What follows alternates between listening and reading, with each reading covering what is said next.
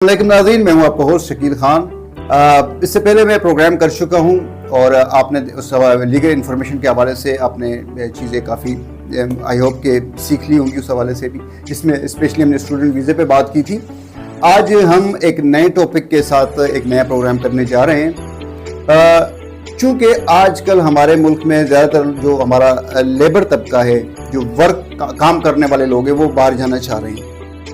तो अखबार अगर उठाएं हम या फेसबुक देखें, सोशल मीडिया पे देखें या कहीं पर भी हम जाते हैं तो हमें एक चीज़ नज़र आती है कि बेशुमार इश्तिहार जो है ना वो नज़र आ रहे होते हैं, जिस पे लिखा होता है जी फ़लाँ मुल्क के लिए इतने पैसे और इतना टाइम और ये वीज़ा है और उसमें ये सैलरी है। तो ये तो हम देख लेते हैं, लेकिन हम उसको ये जज नहीं कर पाते कि क्या ये ठीक है या गलत है, और ये भी जज नहीं कर पाते कि ये एजेंसी जो है ये मतलब वेरीफाई है, रजिस्टर्ड है, नहीं है, और अगर यहाँ पर हम इनको पैसा देंगे तो क्या हमारा पैसा सेव होगा, क्या हमारा जो टाइम पीरियड जो दे रहे हैं इस टाइम पीरियड पे हम पहुँच पाएंगे, क्या हम जहाँ पर जा रहे हैं, जिस कंट्री में भी ये एजेंसी हमें भिजवा रही है, क्या वहाँ पे जाके हम इस काम को जो हमें ये बताया जा रहा है प्रॉपर उसी तरीके से हमें काम मिलेगा। इस हवाले से ये चीज़ा बातें हम करेंगे। मेरे साथ मौजूद है नासिर अली खान साहब, जो कि किसी तारफ के मोहताज नहीं है। जी, मेरे साथ इस वक्त मौजूद है नासिर अली खान साहब, जो किसी तारुफ के मोहताज नहीं है। जी नासिर अली खान साहब, अस्सलाम वालेकुम। वालेकुम अस्सलाम व रहमतुल्लाह। नासिर भाई, सबसे मेरा जो पहला सवाल है वो ये है आपसे कि जो आजकल वर्क वीज़ा है और जगह जगह पे इश्तिहार लगा होता है इतने पैसे और इतने में वर्क वीज़ा आपको मिलेगा, तो क्या ये ठीक होता है? अगर ठीक होता है तो कहाँ तक होता है, और गलत होता है तो किस तरह से हम इसको फिर डिफाइन करें? खान साहब बहुत शुक्रिया जी। सबसे पहले तो नहायत काबिल सताइश है आपकी ये काविश है जिसके ऊपर आप बहुत अच्छे अच्छे टॉपिक्स जो है लेके आते हैं और लोगों की रहनुमाई के लिए, क्योंकि बुनियादी तौर पे मकसद ये है कि अगर लोग हमारी रहनुमाई के बाद मुख्तलिफ चीज़ों के अंदर जो फ्रॉड या स्कैम शामिल है उससे बच पाएंगे तो हमारे लिए सदका जारिया भी और नेक नामी भी है। तो आता हूँ आपके सवाल की तरफ। तो खान साहब, इसमें बेसिकली दो तरह के हमारे पास जो लेबर की जितनी भी डिमांड है हमारे मुल्क के अंदर और वो लोग बैरून मुल्क जाना चाहते हैं, तो उसमें उसको दो तरह की कैटेगरीज में उसको डिवाइड किया जा सकता है। नंबर वन, सबसे पहली कैटेगरी ये है कि वो लोग, वो लेबर्स जिनकी रेंज कम है, फाइनेंशियल अखराजात बहुत ज़्यादा वो अफोर्ड नहीं कर सकते हैं और वो गल्फ़ जाना चाहते हैं। गल्फ़ के ममालिक में मुख्तलिफ ममालिक हैं, मसलन दुबई लोग जाते हैं, कतर जाते हैं, टर्की जाते हैं, और इसके अलावा ओमान लोग जाते हैं, शारजा जाते हैं, अबू धाबी है, और मलेशिया का आजकल बड़ा जो है हमारे इलाके में एक चल रहा है, मलेशिया लोग जाते हैं। तो याद रखें कि इसके अंदर बहुत से लोग ऐसे हैं जो कि स्टिल, जैसा हमारा पहले एक टॉपिक था जिसके ऊपर हमारी बात हुई, इसके अंदर बहुत ज़्यादा स्कैम भी शामिल है। ज़रूरी नहीं है कि जो कुछ आपको इंट्रोड्यूस करवाया जा रहा है, और लोग चूँकि मुख्तलिफ हादसों से गुजरते हैं, मुख्तलिफ चीज़ों से गुजरते हैं, तो उनके नॉलेज में ये चीज़ आती है। हम भी बसीयत इंसान, कई दफ़ा हमसे भी ऐसी गलती होती है कि हम इन्फॉर्मेशन एक दे देते हैं और बाद में पता चलता है अल्टीमेटली कि वो इन्फॉर्मेशन दुरुस्त नहीं थी। तो हम पहले जो है गल्फ़ के बारे में बात करते हैं। इसमें रहनुमाई ये है कि गल्फ़ की जो भी जितनी भी एजेंसीज़ हैं, उन एजेंसीज़ ने बेसिकली किया हुआ क्या है कि उन्होंने आगे एजेंट्स और सब एजेंट्स रखे हुए हैं। चूँकि एक एजेंसी के पास, इसको थोड़ा सा समझने की ज़रूरत है कि जो रावलपिंडी और इस्लामाबाद के अंदर एजेंसीज़ हैं और जो गल्फ़ की जिनके पास डिमांड है, वो एजेंसीज़ किसी न किसी कंपनी ने बैरून मुल्क से हायर की हुई है। वो डायरेक्ट अपने तौर पे वीज़े नहीं ले रहे हैं और ना ऐसी कोई सर्विस दे रहे हैं प्रोटेक्टर्स की, ना ऐसी कोई सर्विसेज वो दे रहे हैं आपकी कॉलिंग्स की, ना ऐसी कोई सर्विसेज दे रहे हैं आपकी वीज़ा प्रोसेसिंग की, बल्कि वो किसी के बिहाफ के ऊपर वो हायर्ड लोग हैं और उनके साथ एक बाकायदा एग्रीमेंट होता है कंपनी का। मसलन मैं आपको मिसाल देता हूँ कि एक शारजा के अंदर मौजूद एक कंपनी जिसको पाकिस्तान से मैन पावर चाहिए, तो वो कंपनी क्या करेगी कि बजाय इसके वो शारजा से आके डायरेक्ट अगर मुख्तलिफ शहरों में घूमे फिरे और लोगों को ढूंढे, तो उनके लिए ज़ाहिर प्रैक्टिकली ये पॉसिबल नहीं है। तो वो क्या करेंगे, वो रावलपिंडी और इस्लामाबाद और लाहौर, मुख्तलिफ बड़े शहरों में, कराची में किसी न किसी एजेंसी को हायर करेगी। वो एजेंसी उनसे एक सर्विसेज के अपने चार्जेस लेगी और वो एजेंसी उनको मुख्तलिफ सर्विसेज प्रोवाइड करेगी।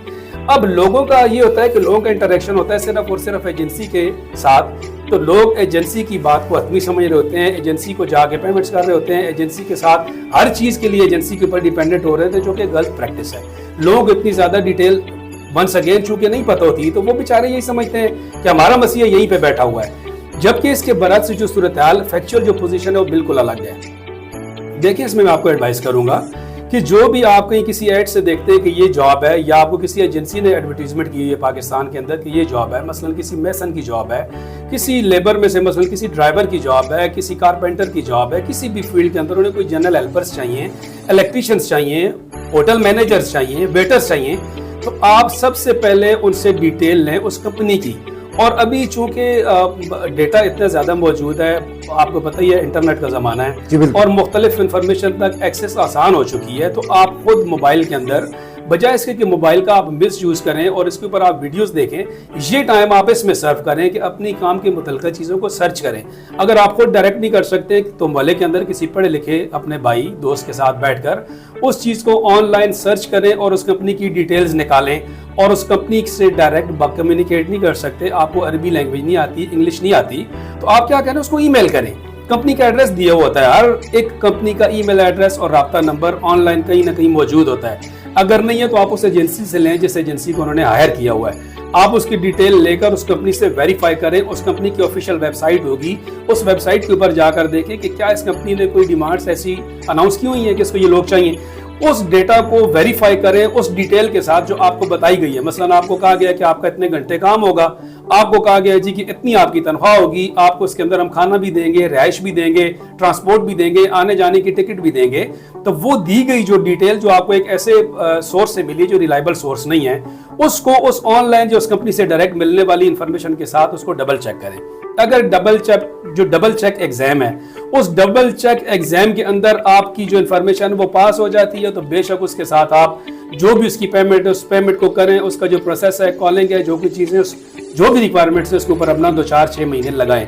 इन कामों में जैसे भी है जो भी है ये डिटेल्स आपको मिल जाती हैं और इस डिटेल को इकट्ठा करने के बाद ही आपने इसकी पेमेंट करनी है और इस काम के ऊपर। अब जब जो डिटेल्स आपने देखिए खुद ली हुई होगी, हमने अक्सर अपनी प्रैक्टिस के अंदर ऐसे केसेस भी देखे हैं कि कई लेबर्स जो है या वर्किंग मैन जो है वो गए एयरपोर्ट के ऊपर, उनका इमिग्रेशन इंटरव्यू किया और इमिग्रेशन उनसे पूछा है कि आप ये बताइए कि आप किस कंपनी में जा रहे हैं, आपका कितने घंटे का काम है। तो वो एक दूसरे को देखने लगे, 2, 4 लड़के हो तो एक दूसरे को देखें, उन्हें अपनी तनख्वाह का ना पता हो, कंपनी का नाम ना पता हो, वर्किंग आवर्स ना पता हो, तो इससे लो प्रोफाइल करके इमिग्रेशन एयरपोर्ट की इमिग्रेशन काउंटर से वापस भेज देती है।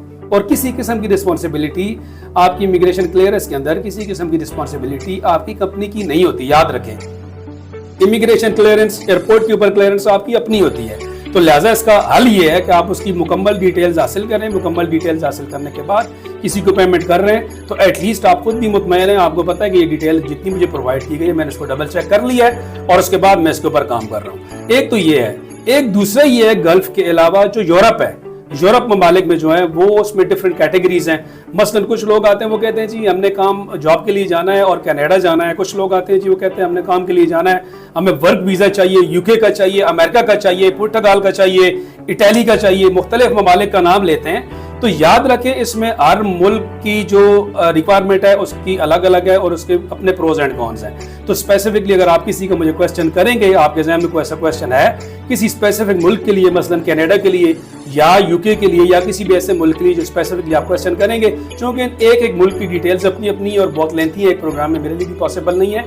मैं इंशाल्लाह कोशिश करूंगा कि मैक्सिमम टाइम दे सकूं ताकि लोगों तक ये इन्फॉर्मेशन पहुंचती रहे। उस टाइम देने का मकसद सिर्फ ये है कि हमारी पब्लिक वेलफेयर और जो पब्लिक इंटरेस्ट है उसके अंदर कि लोग कहीं भी कोई भी ऐसा सादा लो आदमी जिसके पास नॉलेज कम हो तो वो अपने पैसे कहीं गंवा ना बैठे और अपनी जो उसकी जुड़ी पूंजी है उससे हाथ ना धो बैठे। नासिर साहब, एक आखिरी सवाल है जी कि जो लेबर तबका है उनको अक्सर पढ़ना नहीं आता, वो किसी मैन पावर एजेंसी में जाते हैं और वहाँ पर जाकर कॉन्ट्रैक्ट साइन करते हैं, तो कॉन्ट्रैक्ट अक्सर इंग्लिश में होता है, उनको इसके बारे में इल्म ही नहीं होता कि वो क्या साइन कर रहे हैं, तो वो उनसे साइन ले लेते हैं। इस सूरत में वो क्या करें, किस तरीके से वो, आप उनको थोड़ा गाइडलाइन दें। देखिए, इसमें हमने अक्सर ये देखा है कि जो एजेंसीज होती हैं, रिक्रूटमेंट एजेंसीज, वो बड़ा स्मार्टली प्ले कर रहे होते हैं, क्योंकि लोगों को दिखाया कुछ जाता है और लोगों के ऊपर बेचा कुछ जा रहा होता है।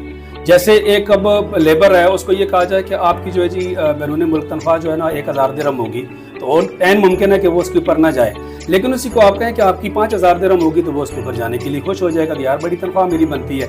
और उसको कहा जाए जी कि देखिए जी आपका खर्चा 3 साढ़े 3 लाख रुपए आएगा, से for the sake of argument कहा जाए 4 लाख रुपए आएगा, हो सकता है वो बंदा इसमें खुश हो। उसी को कहा जाए कि आपका 2 लाख में काम या 1.5 लाख में हो जाएगा, तो वो जो आप बात कर रहे हैं वो ये है कि मैंने फिर मैं उसको दोबारा रिपीट करूंगा कि ये बात बिल्कुल वही है कि आप अपनी मैक्सिमम इंफॉर्मेशन इकट्ठी करें। जो बात आप कर रहे हैं, ये एजेंसी जो है उसके पास बाकायदा एग्रीमेंट आता है। जो भी लोग होते हैं जिनकी उसमें रिक्रूटमेंट होती है, उनका बाय नेम एग्रीमेंट होता है, उसके ऊपर लिखी होती है सारी डिटेल। उसके ऊपर देखें कि आपके वर्किंग आवर्स, आपको जो मिलने वाली फैसिलिटीज है वहां पे, जो आपकी तनख्वाह है, अगर आपको कोई ऐसा डॉक्यूमेंट साइन करवाते वक्त पेश किया जाता है और जो आपका क्वेश्चन है कि उसको आप नहीं समझ सकते, तो याद रखें कि आपने कभी भी ऐसे किसी परवाने के ऊपर साइन नहीं करना जिसकी डिटेल्स आपको नहीं पता या आप नहीं पढ़ पा रहे। आप अपनी लाइफ के अंदर याद रखें कि सबसे ज्यादा नुकसान वहां पे कर रहे होते हैं जहां पे आप ये फील करते हैं कि यार मेरे लिए शर्मिंदगी का बायस है, मैं किसी से पूछूं क्यों।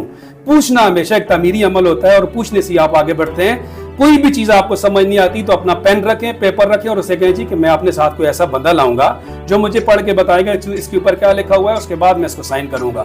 हमारे पास 99% क्या, तकरीबन हमारे पास तो शुरू से प्रैक्टिस ही है कि 100% लेबर जो एजेंसी के थ्रू रिक्रूट होती है वो लोग क्या करते हैं जी, आंखें बंद करके उसको साइन करते हैं और फिर बाद में 2 माह के बाद जब ज्वाइनिंग दे देते हैं और पहली तनख्वाह उनके अकाउंट में आती है तो वो कहते हैं जी मैं तो गया हूं, मुझे तो वहां पे तनख्वाह ही पूरी नहीं मिली, हालांकि उसने खुद एग्रीमेंट ही नीचे इतनी तनख्वाह का साइन किया था। तो आपका बहुत अच्छा और मुनासिब क्वेश्चन है। हमारे हालात के अंदर, जिन हालात के अंदर लोगों को इन चीजों का डिटेल्स का नहीं पता होता, तो अगर नहीं पता तो साइन नहीं करने। एग्रीमेंट साइन करने से पहले किसी समझदार आदमी के साथ डिस्कस करें। ये आपका राइट है, आप किसी बंदे को अपनी लेबर की सर्विसेज 1 साल या 2 साल या 4 साल के लिए दे रहे हैं और ये कोई बहुत छोटा सा सौदा या एग्रीमेंट नहीं है। जब 3-4 साल की सर्विसेज दे रहे हैं तो सबसे मेन और इंपॉर्टेंट डॉक्यूमेंट है आपका एग्रीमेंट। उसको पढ़ें, समझे, नहीं समझ सकते तो किसी को साथ लेके जाए। इस वीडियो को देखने के बाद भी अगर आप धोखा खाते हैं तो ये फिर आपकी बेवकूफ़ी है। उम्मीद है कि इस वीडियो से आपको बहुत इन्फॉर्मेशन मिली होगी। मिलते हैं नए टॉपिक के साथ।